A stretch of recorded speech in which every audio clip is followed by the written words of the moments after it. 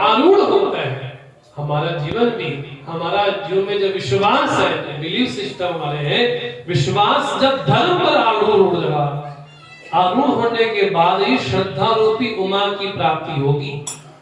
और तब तक श्रद्धा की प्राप्ति नहीं हो सकती जीवन में जब तक व्यक्ति के जीवन में विश्वास और धर्म नहीं है।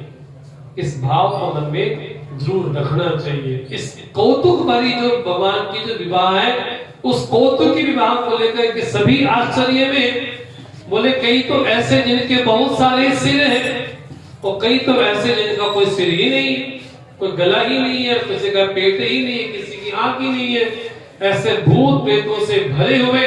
इसके पीछे भाव क्या है? बड़ा सुंदर भाव है, इसको मन में याद रखिएगा। ये सारा दृश्य जो आपके सामने आ रहे हैं ना, केवल एक श्लोक के माध्यम से कहा जा सकता है। कभी आपको याद हो जाए तो अच्छी बात। आत्मा त्वम, भगवान शिव आप मेरी आत्मा है। आत्मा त्वम गिरिजा मति, जो गिरिजा है वो मेरी मति, मेरी बुद्धि है। सहचरा प्राण शरीरम गृहम, हमारे शरीर में 5 प्राण हैं, वो 5 प्राण ही आपके सहचर हैं। आत्मा त्वं गिरिजा मति सहचरा प्राण शरीरम गृहम पूजा ते विषयोपभोग रचना। हम कुछ भी खाते हैं आपकी पूजा ही करते हैं, और हम कुछ भी बोलते हैं आपकी स्तुति ही करते हैं। हम कहीं भी घूमते हैं मानो आपकी परिक्रमा ही कर रहे हैं, आपकी प्रदक्षिणा ही कर रहे हैं। हम परिक्रमा क्यों करते हैं? जैसे पंडित जी बोलते हैं 3 बार बोलो घूमो यानी कानी च पापानि जन्मांतर कृतानि च, ऐसा बोलते हैं। जब मंदिर जाते हैं तो भगवान की परिक्रमा करते हैं। तो परिक्रमा क्यों करते हैं? क्योंकि परिक्रमा के केंद्र में भगवान है। जिसके केंद्र में भगवान हो उसकी परिक्रमा होती है। इसके पीछे भाव ये है कि हमारे जीवन का जो केंद्र हो वो कौन हो? बोले परमात्मा हो। इस भाव को लेकर इसकी परिक्रमा की जाती है। हम शिव जी की परिक्रमा करते हैं, मंदिर जाते हैं तो वहां परिक्रमा करते हैं। तो परिक्रमा के पीछे जो साइंस है, विज्ञान है, अध्यात्म है, वो यही है कि जीवन का केंद्र बिंदु हमारा ईश्वर ही हो।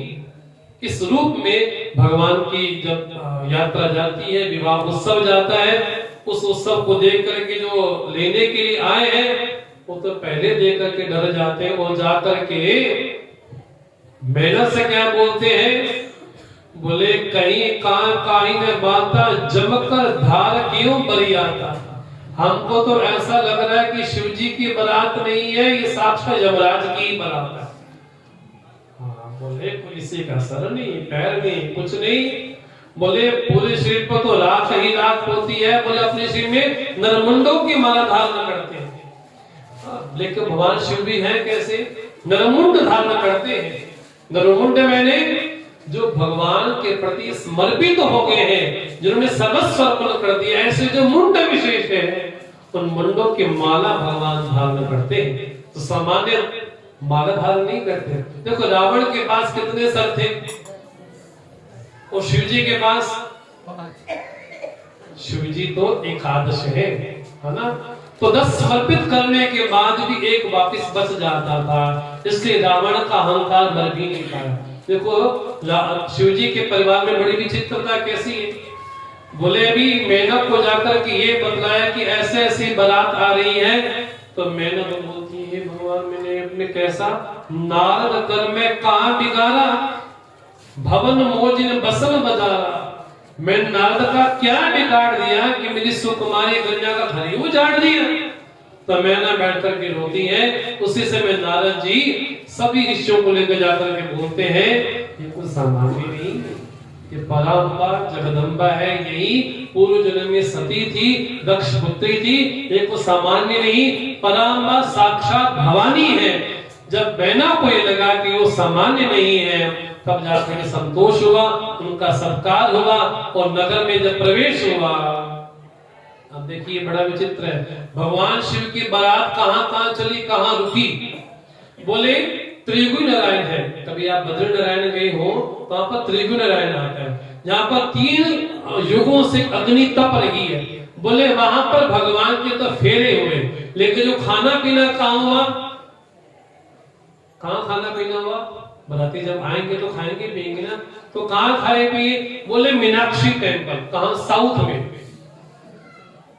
वहां खाना पीना हुआ मीनाक्षी मंदिर में। और जब पाणी ग्रहण हुआ तो पाणी ग्रहण तो वहां उत्तर में हुआ। ऐसे भगवान का बड़ा विशेष उत्सव हुआ है। सभी जो माता जी की जो संगनियां हैं बड़ी मीठी मीठी गाली के द्वारा उन सभी अतिथियों का सत्कार करती है, विरोध करती है। अब प्रसंग आया है कि भगवान